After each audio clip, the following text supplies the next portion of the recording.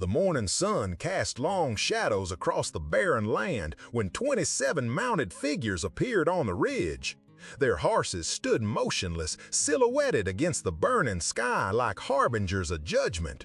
The war paint on their faces gleamed in the early light, and their weapons caught the sun's rays like deadly promises. Below them, a weathered rancher stepped slowly from his cabin, his hand steady at his side, knowing that his next breath might be his last. The silence stretched between them like a taut rope ready to snap. The lead warrior raised his lance, and the sound of leather creaking filled the air as the others shifted in their saddles. The rancher had faced many storms in his 43 years, but none like this.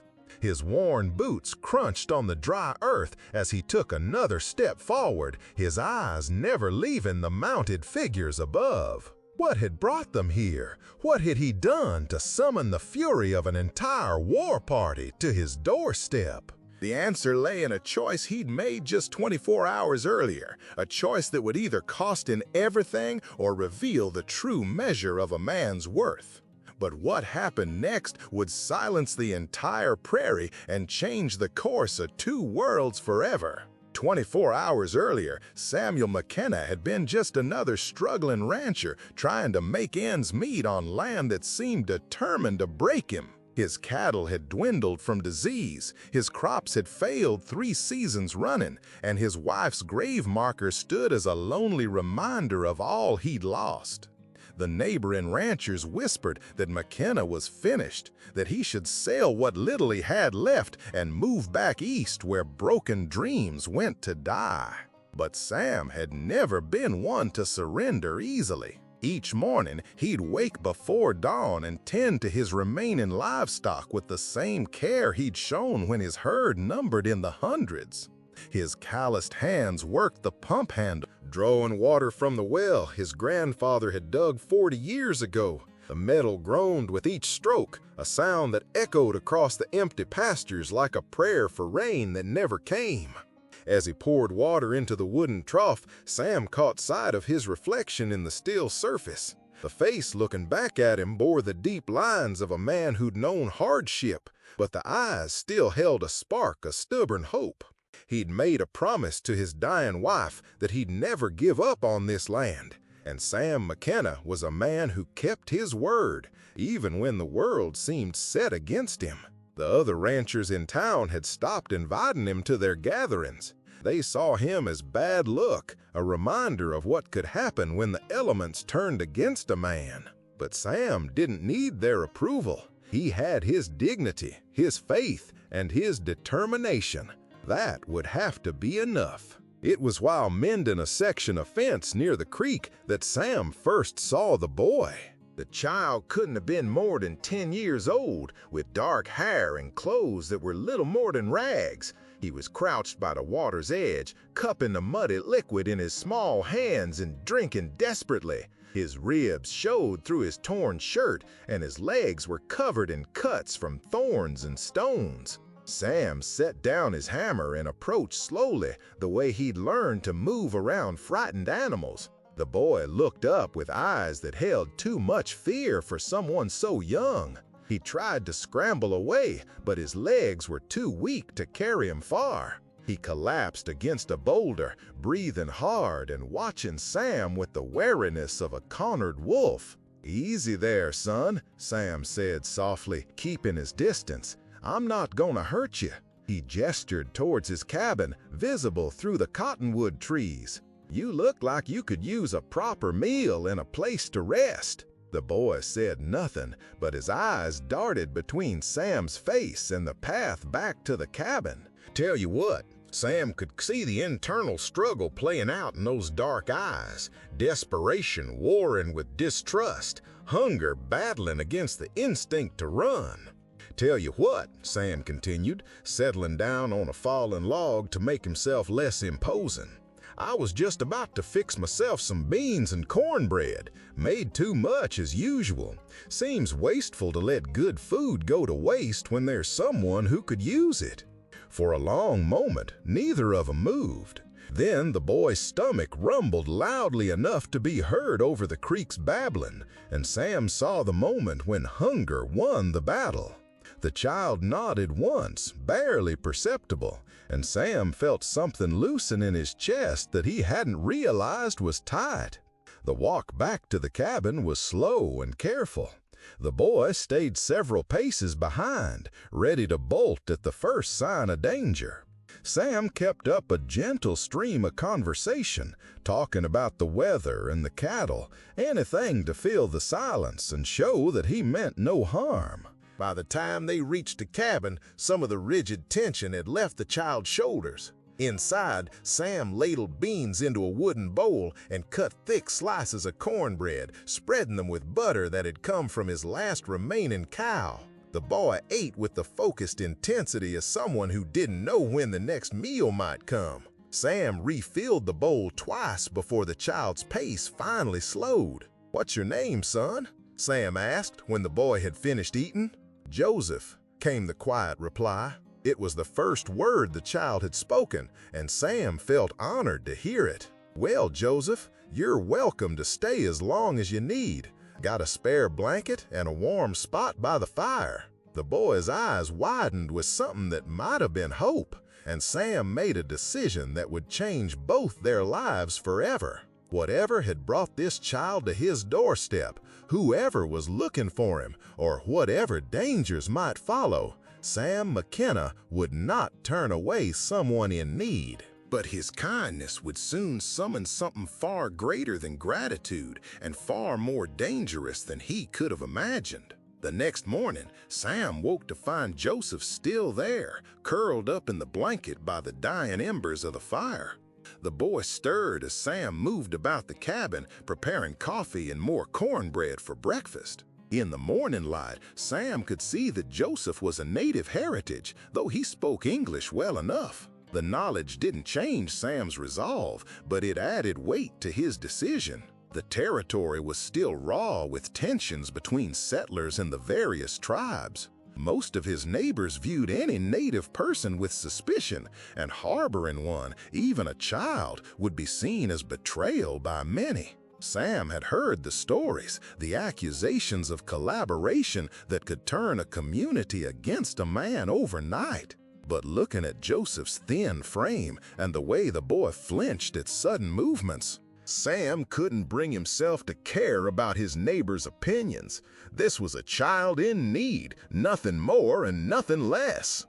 After breakfast, Sam put Joseph to work with light chores around the ranch. The boy proved quick to learn and eager to help, as if afraid that idleness might cost him his welcome. They worked together in comfortable silence, repairing fence posts and tending to the few remaining cattle. It was near midday when the first visitors arrived. 3 of Sam's neighbors rode up to the cabin, their faces stern and their voices carrying the weight of authority. Henry Morrison, who owned the largest spread in the valley, dismounted first. "Morning, Sam," Morrison said, though his tone was anything but friendly. "Heard you got yourself some company." Sam straightened, wiping his hands on his work pants.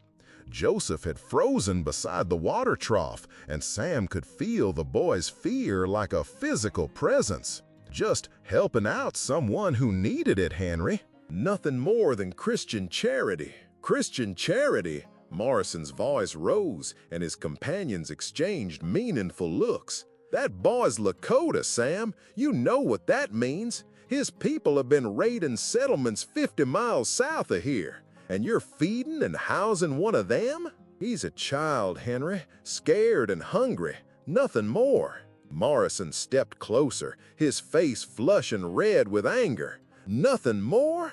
Sam, you've lost your mind. That boy's probably scouting for a war party. He's learning our layouts, our defenses, and you're helping him do it." The accusation hung in the air like smoke from a gun barrel. Sam felt his own anger rising, but he kept his voice steady.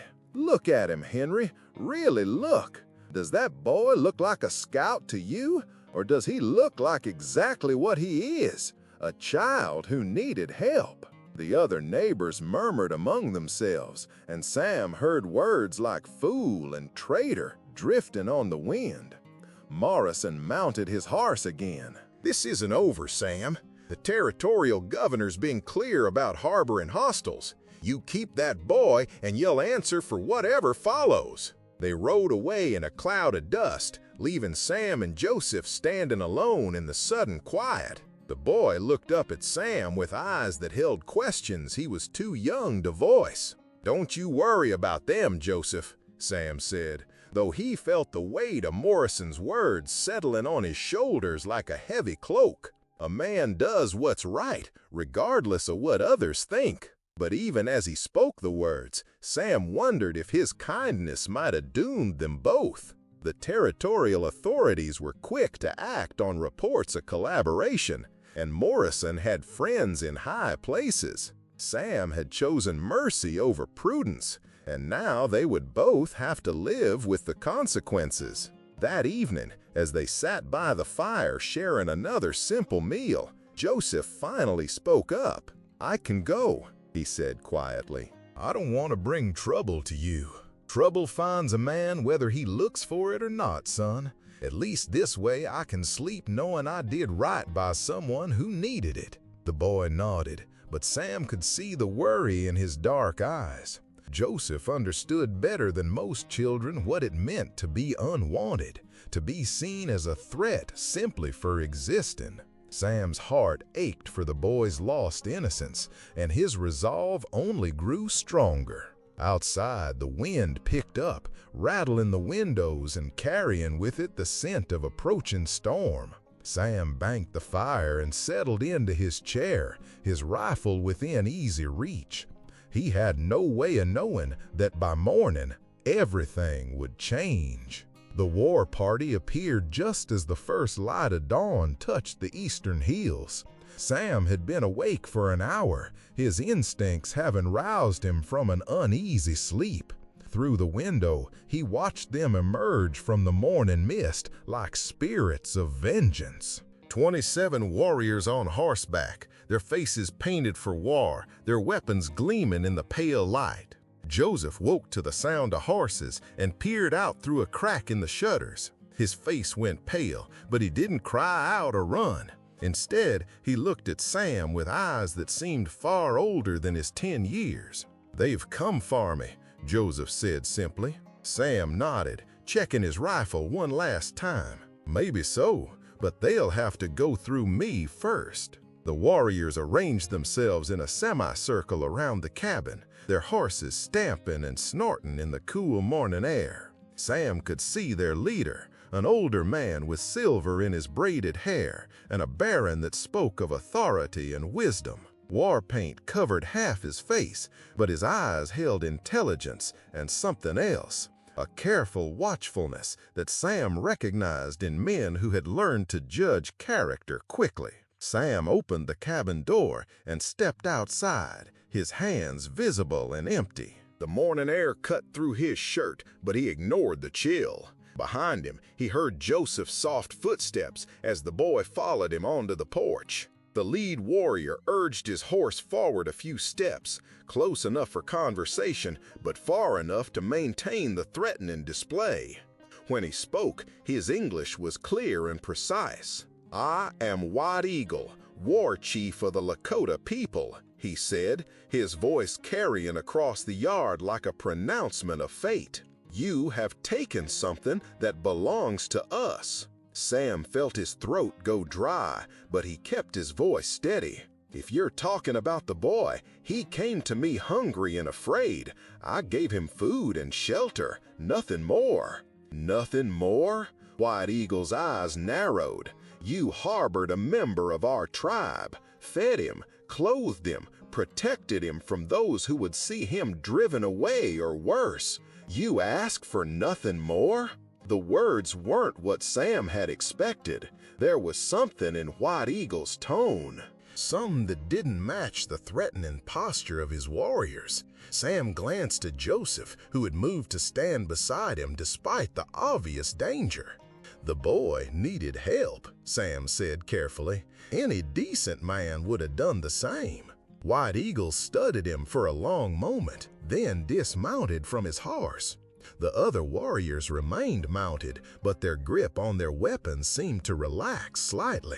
The war chief approached the porch, his steps measured and deliberate. "You know what your neighbors call you?" White Eagle asked. Sam shrugged.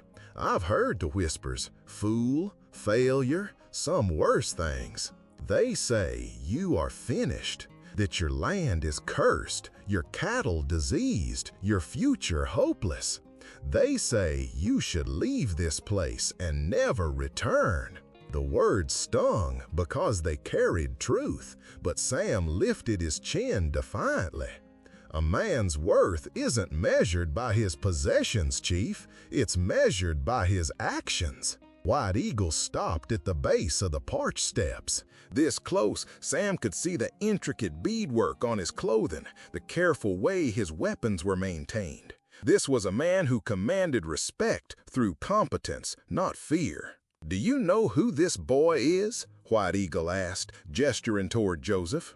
"His name is Joseph. That's all I need to know." "His name," White Eagle said carefully, "is Joseph Standing Bear. He is the grandson of Chief Red Cloud, stolen from our village 3 months ago by slave traders. We have been searching for him ever since." Sam felt the world shift beneath his feet. Joseph, the scared, hungry child he'd taken in, was the grandson of one of the most respected chiefs on the plains. The implications crashed over him like a wave. "I didn't know," Sam said quietly. "He never told me." "A wise child learns caution when his world becomes dangerous," White Eagle replied. He looked at Joseph, and his stern expression softened slightly. "You are well, young warrior." Joseph nodded, then surprised everybody by stepping forward. "Grandfather sent me to learn about the white man's world," he said in English, his voice stronger than Sam had ever heard it. "But I learned more than I expected. I learned that honor has no color and kindness needs no reason." White Eagle's eyebrows rose slightly. "And what did you learn from this man?" Joseph looked back at Sam, and his young face showed a maturity that hadn't been there 2 days ago. "I learned that some people will turn away a child in need because they fear what others will think. But a few will open their hearts because it's the right thing to do." The war chief studied Sam with new interest. "The boy speaks highly of you, rancher, but words are wind. I judge a man by his actions." He gestured to his warriors, who had remained silent throughout the exchange. "These men wanted to attack at first light. They believed you had stolen our grandson for your own purposes." Sam's hands tightened at his sides, but he kept his voice level. "And what do you believe, Chief?" "I believe," White Eagle said slowly, "that a man who shares his last food with a stranger's child, who protects that child from those who would drive him away, who asks for nothing in return, such a man has honor. But the test of true honor comes not in easy times, but when courage costs everything." The morning sun climbed higher, casting stark shadows across the dusty yard. Sam could feel the weight of decision pressing down on them all. Whatever happened next would determine not just his fate, but Joseph's as well. "Your neighbors will come soon," White Eagle continued. "They have sent word to the territorial authorities. They believe you have betrayed them, and they mean to see you punished for it." As if summoned by the chief's words, the sound of approaching horses echoed across the hills. Sam turned to see a cloud of dust rising from the main trail, riders coming fast and hard, Morrison and his friends. "No doubt, bringing the law with them. They won't listen to reason," Sam said grimly. "They've already decided I'm guilty." White Eagle nodded. "Then we must give them something else to think about." The riders crested the hill moments later. 8 men, including Morrison, Sheriff Bradley, and several others Sam recognized from town. They pulled up short when they saw the war party, hands moving instinctively toward their weapons. The sheriff, a grizzled man named Tom Bradley, dismounted cautiously. "Well, Sam," Bradley said, his voice tight with tension, "looks like your chickens have come home to roost. You harboring hostiles now?" "I'm harboring a hungry child," Sam replied, "same as I told Morrison yesterday." Morrison urged his horse forward, his face red with anger. "That child's been missing from the Lakota camp for months, Sam. They've been raiding settlements looking for him, and you've had him all this time." The accusation was clear. Sam had been hiding Joseph, possibly as part of some larger conspiracy. The other settlers murmured angrily among themselves, and Sam could see the situation spiraling toward violence. But before he could respond, White Eagle stepped forward. "I am White Eagle, war chief of the Lakota," he announced, his voice carrying clearly across the yard. "I have come to reclaim my grandson, who was stolen from us by slave traders 3 months ago." The sheriff's hand dropped to his gun butt. "Your grandson?" "Joseph Standing Bear, grandson of Chief Red Cloud, taken from our village and sold to men who would use children as commodity." White Eagle's voice carried the weight of absolute authority. "This man," he gestured to Sam, "found my grandson starving and afraid. He fed him, sheltered him, protected him. He did what any man of honor would do." Morrison's face went pale. "That's impossible. The boy's been living with McKenna. He's been helping him." "Because I asked him to," Joseph spoke up, his young voice cutting through the tension. "Mr. McKenna never asked who I was or where I came from. He just saw someone who needed help." Sheriff Bradley looked confused, glancing between the warriors and the settlers. "So you're saying McKenna didn't know who the boy was? That he just took in a stranger?" "That is exactly what I am saying," White Eagle confirmed. "And more than that, when his neighbors threatened him, when they called him traitor and fool, he refused to turn the child away. He chose honor over safety." The sheriff studied Sam with new eyes, seeing perhaps for the first time the man behind the rumors of failure and bad luck. "That true, Sam? You didn't know who he was." "All I knew was that he was hungry and scared," Sam said simply. That was enough. Morrison sputtered with rage. "It doesn't matter what he knew. He should have turned the boy over to the authorities." "Should've? Should've what?" White Eagle's voice cut through Morrison's words like a blade. "Should have turned a starving child away from his door? Should have left him to die in the wilderness to satisfy the fears of cowards?" The insult hung in the air like a challenge. Morrison's hand moved toward his gun, but the sight of 27 armed warriors convinced him that discretion might be the better part of valor. White Eagle continued, his voice carrying a tone of formal pronouncement. "Among my people, there is no greater honor than protecting the helpless, no greater shame than turning away from those in need. This man has shown honor. His neighbors have shown only fear." He turned to Sam, and something passed between them, an understanding that transcended the barriers of culture and language. "Samuel McKenna, the Lakota Nation owes you a debt. You protected our grandson when you had no reason to do so, when it cost you the respect of your own people. Such courage deserves recognition." From his horse, one of the warriors brought forward a beautifully crafted buffalo hide, painted with symbols and designs that clearly held deep meaning. White Eagle accepted it with reverence, then held it out to Sam. "This belonged to my grandfather's grandfather," the chief said solemnly. "It has been blessed by 7 generations of medicine men. It carries the protection of our ancestors and the gratitude of our people."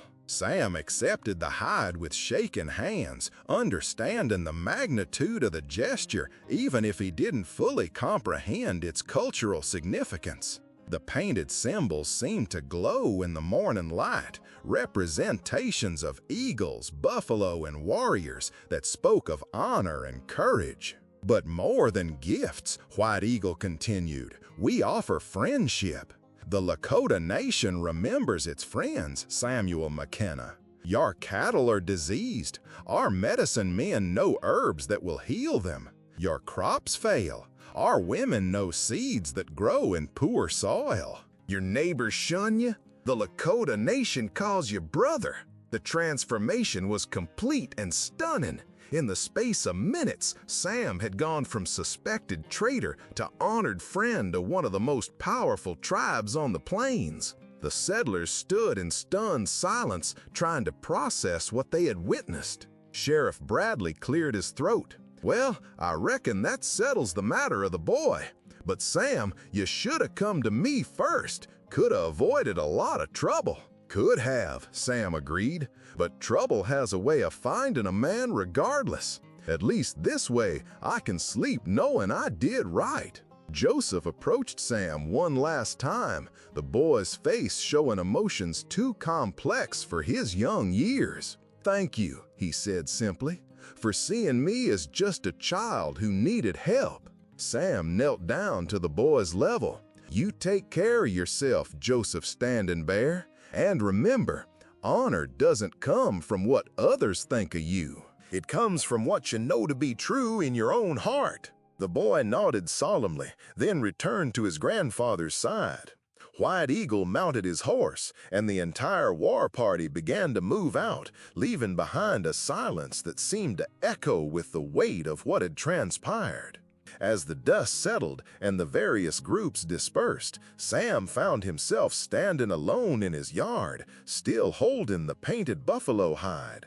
Morrison and his friends departed without another word, their anger deflated by the morning's revelations. Even the sheriff tipped his hat respectfully before riding away. The sun climbed higher, and Sam looked around his modest ranch with new eyes. The same worn fence posts, the same struggling cattle, the same humble cabin, but everything felt different somehow. He had gained something more valuable than gold or cattle or the approval of neighbors. He had gained the knowledge that when tested, his character had held firm. Within a week, the first Lakota visitors arrived at Sam's ranch. They came not as warriors but as friends, bringing medicine for his cattle and knowledge of crops that could thrive in harsh soil. The diseased animals began to recover, and seeds that had failed for 3 seasons finally took root. Word spread throughout the territory of the poor rancher who had been honored by Chief White Eagle, who had chosen compassion over safety and been rewarded with alliance instead of destruction. Other tribes took notice, and Sam's ranch became known as neutral ground, a place where men of different worlds could meet in peace. His neighbors, who had once whispered about his failures, now spoke of his courage. Children pointed him out in town as the man who had stood up to a war party and been declared a brother by the Lakota Nation. The reputation that had once marked him as unlucky now identified him as honorable. But Sam took little pride in the recognition. The real reward had been simpler and more profound, the knowledge that when a child needed help, he had not turned away. In a world that often seemed determined to divide people into us and them, he had chosen to see only a human being in need. The painted buffalo hide hung above his fireplace, its symbols catching the light of flames that warmed the cabin through long winter nights.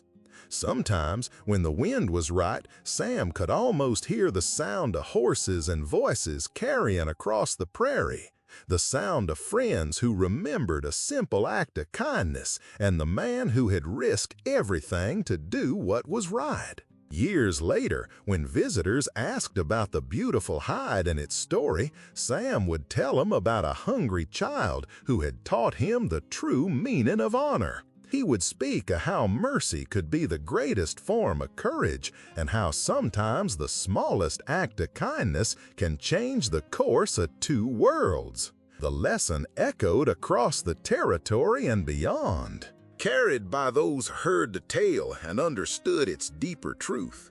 In a land where suspicion and fear too often ruled men's hearts, one rancher had chosen compassion and found that courage, once proven, could bridge any divide. Would you have taken the same risk? When faced with a choice between safety and conscience, between the approval of neighbors and the needs of a stranger, which voice would you have followed? Share this story if you believe that true honor comes not from what others expect of us, but from what we know to be right in our hearts, even when the cost seems too high to bear.